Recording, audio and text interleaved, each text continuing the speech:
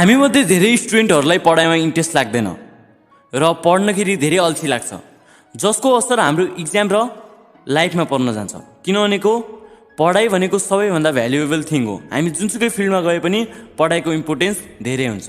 त्यसैले म आज तपाईँहरूलाई यो भिडियोमा एउटा यस्तो बेस्ट उपाय मेथड बताउने छु जसलाई अपनाएर तपाईँहरू आफ्नो इन्ट्रेस्ट पढाइमा बढाउन सक्नुहुन्छ। र फर्स्ट तपाईँले यो मेथड प्रयोग गर्नेखेरि फर्स्ट त तपाईँले कम्फर्ट जोन, सुख सुविधाको जोनलाई छाड्न सक्नुपर्छ। र दोस्रोमा आउँछ कमिटमेन्ट, बाधा। म पढ्छु, म आजदेखि पढ्छु भन्ने तपाईँले फर्स्ट आफूलाई बाधा गर्नुपर्छ। र त्यसपछि यो मेथड स्टार्ट हुन्छ। र यस मेथडको नाम हो सेल्फ रिवार्डिङ मेथड। भनेपछि आफैलाई पुरस्कार दिएर आफैलाई मोटिभेट गर्ने। जसरी पहिला हामीलाई सानो क्लासमा फर्स्ट सेकेन्ड थर्ड यसरी उनीहरूलाई मोटिभेट गर्नको लागि पुरस्कार दिन्थ्यो, त्यस्तै अब हामीले आफूलाई मोटिभेट गर्नुपर्छ।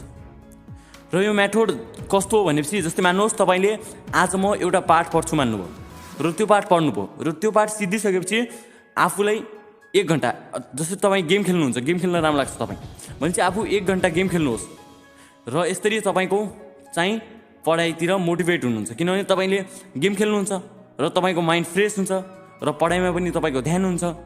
यसरी तपाईँले आफूलाई रिवार्ड दिँदा, मतलब पुरस्कार दिँदा तपाईँ पढाइतिर मोटिभेट हुन सक्नुहुन्छ। र बिस्तारै बिस्तारै आफ्नो डोज बढाउनुहोस्।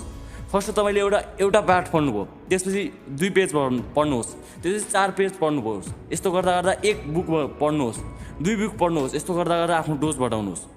र सबैभन्दा ठुलो कुरा, तपाईँले कम्फर्ट जोन, सुख सुविधाको जोनलाई छाड्न सक्नुपर्छ र मात्र तपाईँ गर्न सक्नुहुन्छ। यो उपाय मैले भन्न त भने, तर तपाईँले यदि आफ्नो जीवनमा अपनाउनु भएन भने यसको केही काम छैन। त्यसैले यो उपायलाई प्लिज अपनाउनु होला। र जाँदा जाँदै म तपाईँले एउटा क्वेसन सोध्न चाहन्छु। तपाईँ यो पिक्चरमा हेर्नुहोस्, यो पिक्चरमा मैले एउटा क्ल्यु दिएको छु। त्यो क्ल्युको आधारमा तपाईँले भगवान गौतम बुद्धको मृत्यु कुन ठाउँमा भएको थियो त्यसको आन्सर पाउनुहुनेछ।